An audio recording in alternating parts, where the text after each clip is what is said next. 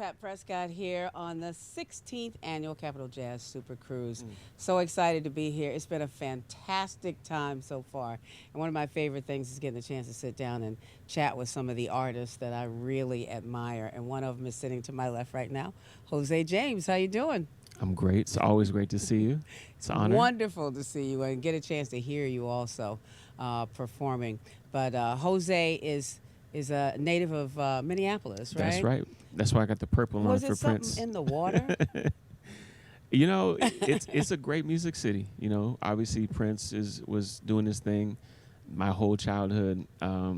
Great rock, great reggae, great blues, and all these great musicians from Chicago and Detroit as well, living there or passing through. So I got a good, well-rounded education. Yeah. You know? Yeah. And so with all those influences, it makes sense that your career has turned out to be what it is, one that is an amalgam of so many different things.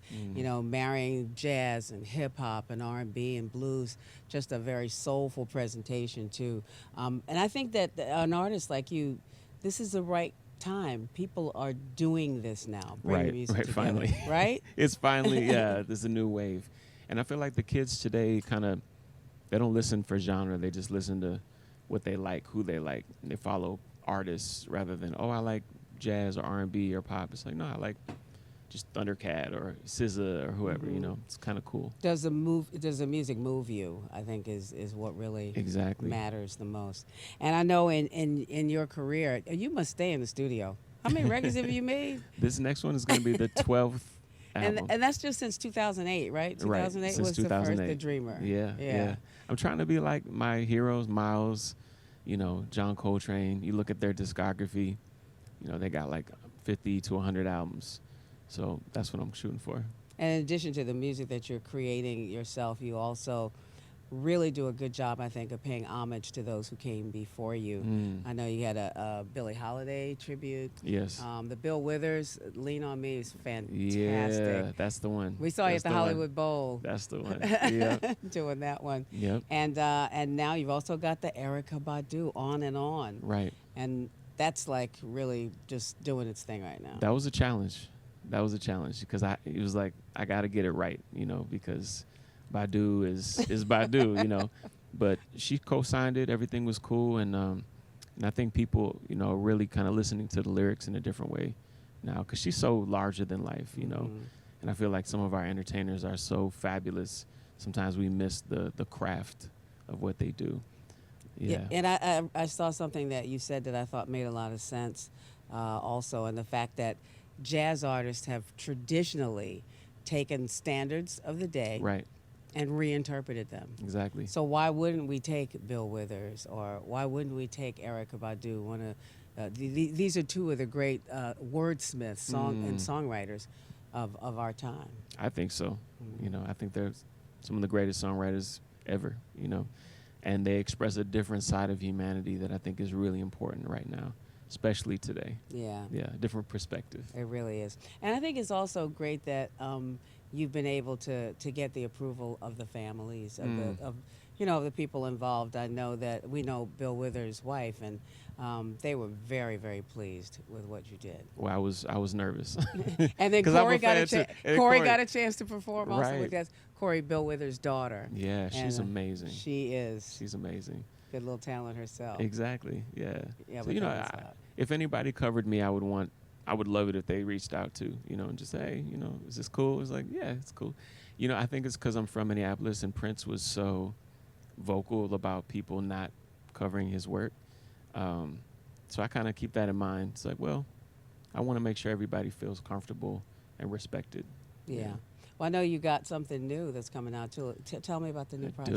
It's called 1978, which is the year I was born, and one of my favorite moments of music in American history. I mean, I think it's fascinating, all the different styles, the R&B, the disco, the funk, the singer-songwriter, the reggae. It's all living in that moment. And I've been working on it for 5 years. It's coming out April 4th on Rainbow Blonde Records, my own label.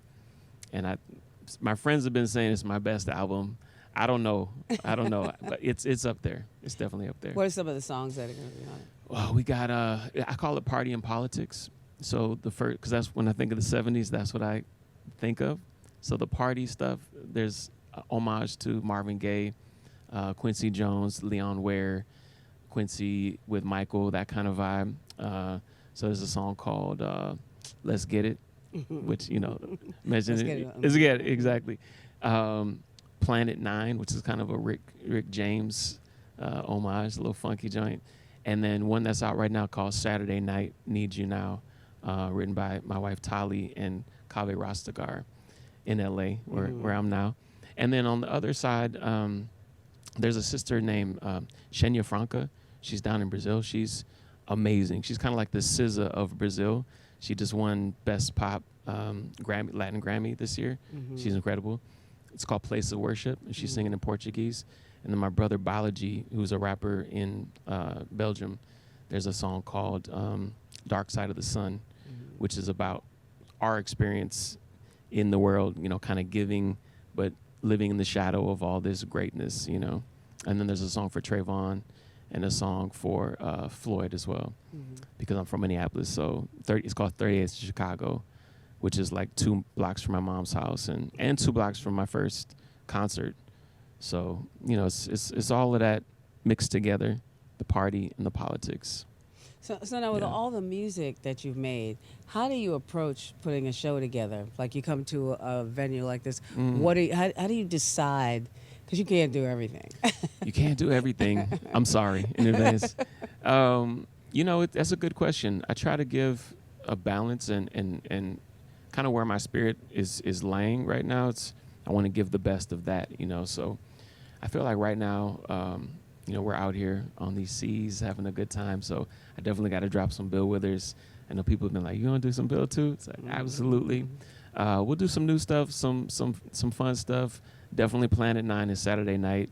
We tried those out with the band, and those songs make people dance and make people feel good. So I'll do some of that. Maybe a little Emily King too. But right now, my whole mission is just to uplift, make people feel good, make people feel like, they're living and existing after this pandemic we've now come out of. So I want to help people get back into it.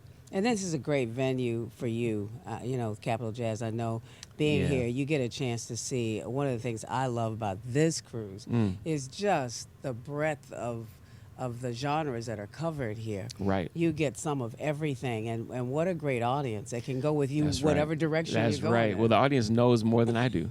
You know what I mean? So I'm learning from them, And it is cool, you're right, to be able to perform in front of people who have such a vast library of references. They know exactly where you're going, what you're doing. This is the hippest cruise out here. They're ready for you, Jose. They're ready. I'm ready for them, too. I hope that they are ready, though, for your daughter, your 10-year-old daughter. My 10-year-old daughter, Anais, is here. She's going to sing with me for the first time. She's going to sing on Lovely Day. Yeah. So the classic, And she sounds great. She works really hard, and she's a great dancer and gymnast too, so she might be busting a couple moves up there. We'll see. Yeah, she's got a lot of personality too. Yeah, I'm sure and I know she got that honest. It takes after me. Big responsibility though, being a parent, isn't it? It is. And it's like, how many cookies can she have in a day? That's the problem on the cruise. So she's like, Dad, and ice cream. Ice cream, exactly. She's like, they're doing it. I'm like, all right. She's having a great time. First time in the Caribbean too. That's really cool. Yeah. And with all the things you're talking about too, about humanity and about where our heads and our hearts should be at turbulent times like these, looking at that young child, what kind of world am I bringing her into? Right. And getting her ready for that too. That's a big part of it. That's right. That's why it's important for her to see this community. Everybody's so positive and soulful and loving, looking out for each other. And enjoying music, enjoying our music. Yeah. Well, I tell you what, I think you're a perfect fit. Oh, thank you. For the Capitol Jazz SuperCruise. Thank you. It's great to be back. Yeah. It's good to see you. You too. Jose James with us on the 16th annual Capitol Jazz SuperCruise. We're having a great time. Hope you'll be with us soon.